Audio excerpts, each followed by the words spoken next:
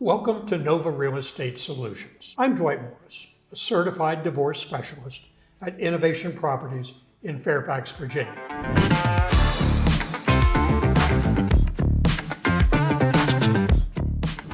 Today I'm exploring an important and often misunderstood aspect of selling real estate during a divorce, understanding the realtor's fiduciary role and how it uniquely applies when navigating this sensitive process. As a certified divorce specialist, I want to shed light on the specific obligations and ethical considerations involved. A fiduciary duty means acting in your client's absolute best interest. But what happens when my clients are both parties in a divorce? This is where things get a little more intricate.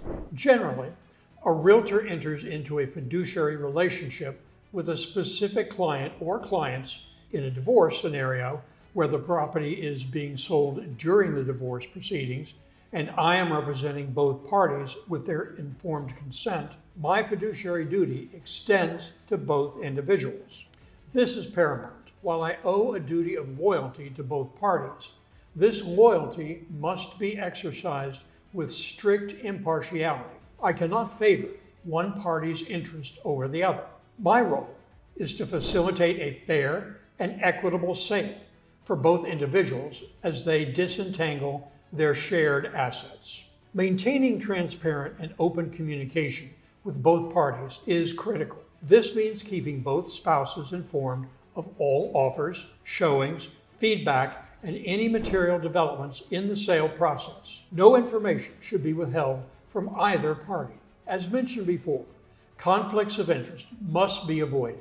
While representing both parties with consent is possible, any situation that could compromise my ability to act in the best interest of either party must be carefully managed and fully disclosed. This might include personal relationships with one of the spouses or situations where their individual goals for the sale are diametrically opposed. Often, the biggest hurdle in a divorce sale is reaching an agreement on pricing, repairs, and other crucial aspects. My role as a fiduciary to both parties includes facilitating constructive communication and helping to find mutually acceptable solutions. This requires a delicate balance of empathy and objective guidance.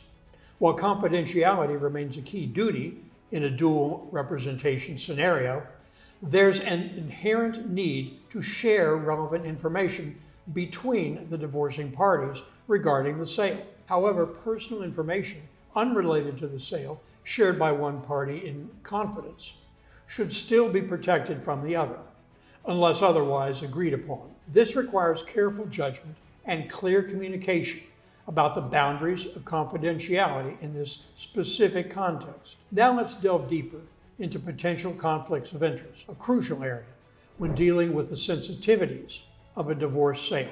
In a divorce sale, navigating conflicts of interest is paramount to upholding my fiduciary duty to both parties. Let's consider a few specific scenarios. What if I have a pre-existing relationship with one of the spouses? Perhaps I've known one of them for years, or I've previously helped them buy another property. This pre-existing relationship absolutely needs to be disclosed to both parties from the very beginning. Transparency is key. My commitment to impartiality must be clearly communicated and demonstrated throughout the entire process. If either party feels uncomfortable, or if the pre-existing relationship genuinely compromises my objectivity, it might be necessary to consider whether I can truly serve both parties equally, or if a referral to another qualified agent would be in everyone's best interest. The goal is to avoid even the appearance of impropriety.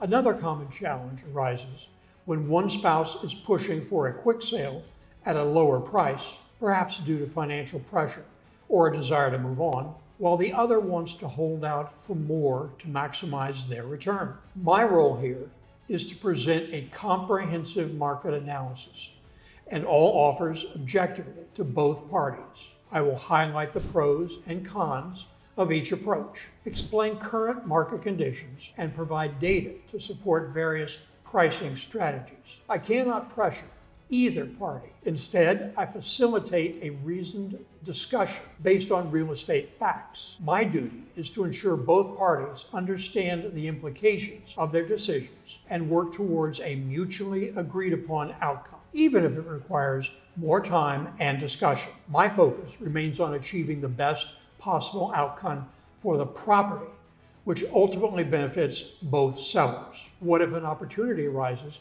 where I have a potential buyer who is specifically interested in the divorcing couple's property? This is a classic potential conflict. As a dual agent, I cannot represent the buyer's interests and the seller's interests simultaneously in the same transaction without a clear conflict.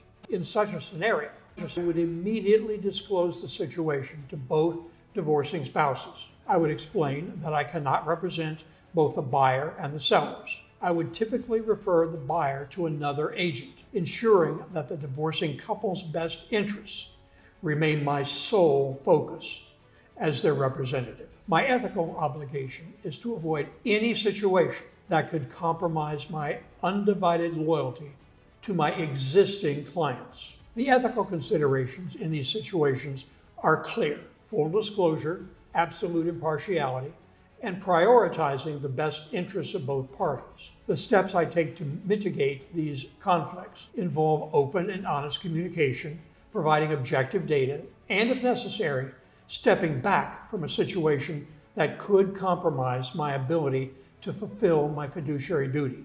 Now let's turn our attention to the importance of a comprehensive listing strategy, especially in a divorce sale.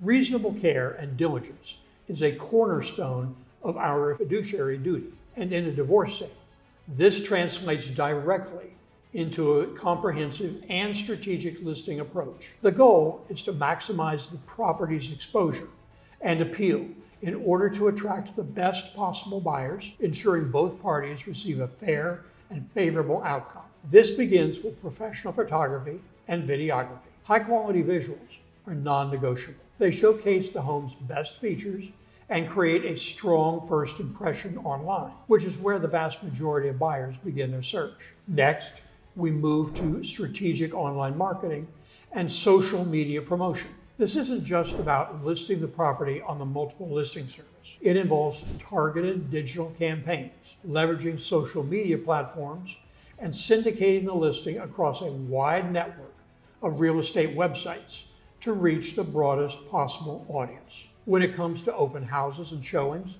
it's important to consider the sensibilities of the situation. While open houses can be effective, a good realtor will discuss with both spouses whether they are comfortable. Communication protocols for scheduling showings and feedback are established upfront with both parties, so everyone is on the same page regarding access and updates. A crucial aspect is accurate property valuation and market analysis. In a divorce scenario, emotions can run high and perceptions of value can vary. My role is to provide an objective and thorough competitive market analysis, explaining the current market trends, recent sales of comparable properties, and factors that influence value in the Fairfax and Northern Virginia area. This helps both parties make informed decisions about pricing based on data rather than emotion. If there is any disagreement over the home's value, multiple independent appraisals should be obtained. Ultimately, a thorough listing strategy serves the best interests of both sellers by increasing visibility, attracting qualified buyers, and positioning the property to achieve the highest possible sale price, ensuring a fair and favorable outcome as they move forward. Now let's talk about the art of negotiation in divorce sales. This is where objectivity and facilitation become absolutely critical. Negotiating offers when representing divorcing parties presents its own unique set of challenges and requires a delicate touch. My primary role is to remain neutral and objective throughout the entire negotiation process. My loyalty is to the successful and equitable sale of the property, not to the individual desires of one spouse over the other, if those desires are diametrically opposed to the overall best interest of the sale. Strategies for facilitating communication and compromise between the sellers are essential. Often, divorcing spouses may find it difficult to communicate directly or agree on the terms of sale. I act as a central point of contact, ensuring that all offers and counter-offers are presented clearly and objectively to both parties. I will outline the pros and the cons of each offer, explain any contingencies, and discuss potential implications. My role is to provide factual information and facilitate a constructive dialogue, helping them find common ground and make decisions that are mutually acceptable. My fiduciary duty here is to ensure that both parties fully understand the terms of any offer and the potential implications of accepting or rejecting it. This includes explaining deadlines, earnest money deposits, inspection contingencies, and settlement timelines. I will make sure they are aware of all their options and the potential consequences of each. It's crucial to understand the limitations of my role. I'm not a lawyer. I'm a real estate professional. While I can explain the real estate aspects of an offer and its impact on the sale, I cannot provide legal advice. I will always advise both parties to consult with their respective divorce attorneys regarding any legal questions or implications of the sale agreement. My focus remains on the real estate transaction itself, ensuring it progresses smoothly and efficiently.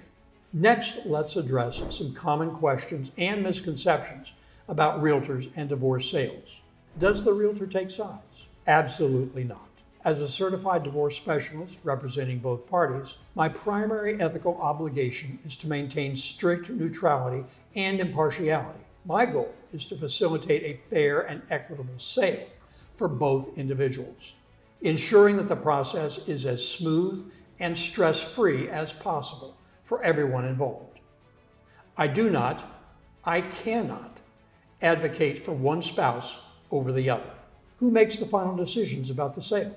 While I provide expert guidance, market analysis, and facilitate negotiations, the final decisions about pricing, accepting offers, and any other terms of the sale rest solely with the sellers, both of them. My role is to empower them with the information they need to make informed choices, but the ultimate authority lies with the divorcing couple.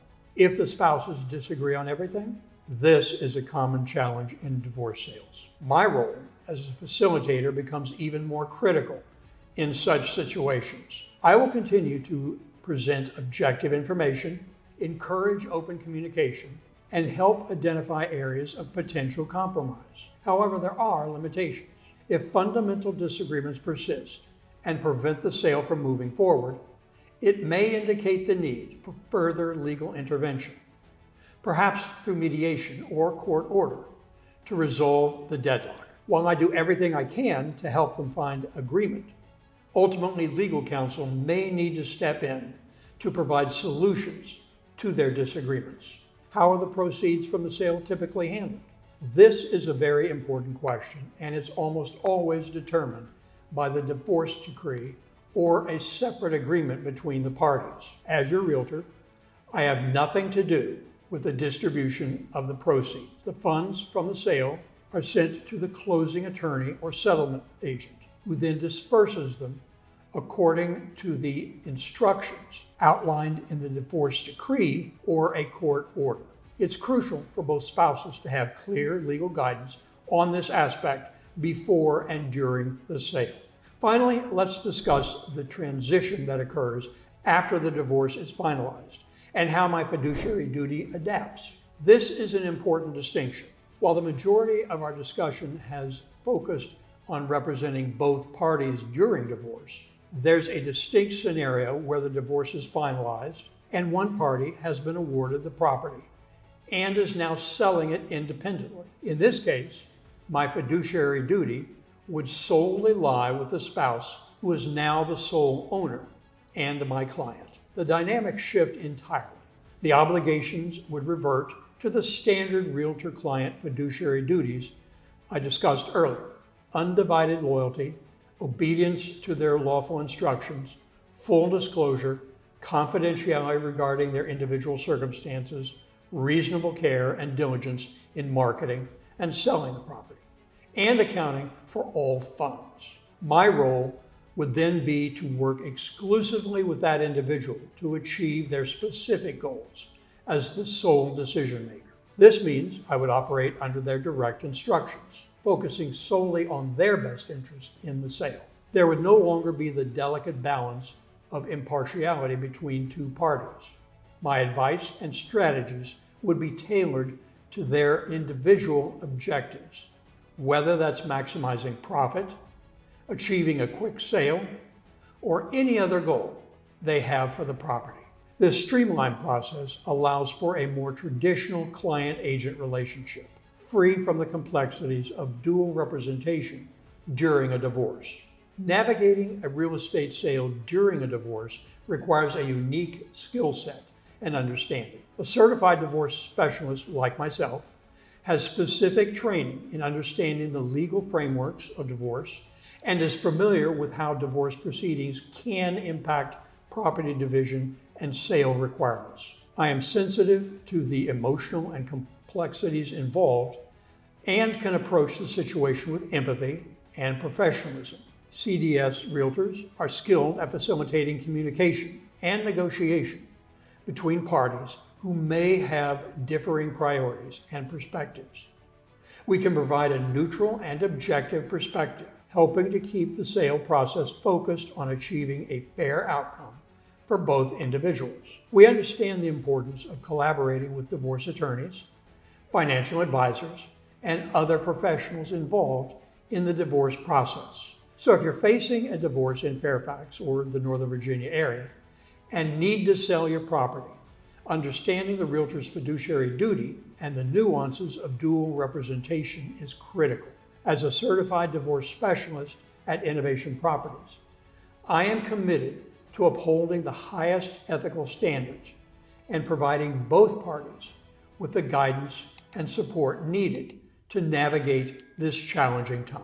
Thank you for joining me today. Remember, when it comes to selling real estate during a divorce, choosing a realtor who understands the intricacies of their fiduciary duty, especially in dual representation scenarios, can make a significant difference in ensuring a fair and smooth process. If you have any questions or would like to discuss your specific situation, please don't hesitate to reach out to me. My contact information is in the video description, and I am here to help. Now, if you found the information in this video useful, please like it and subscribe for more valuable insights into the Northern Virginia real estate market and divorce-related property matters. I'll see you next time.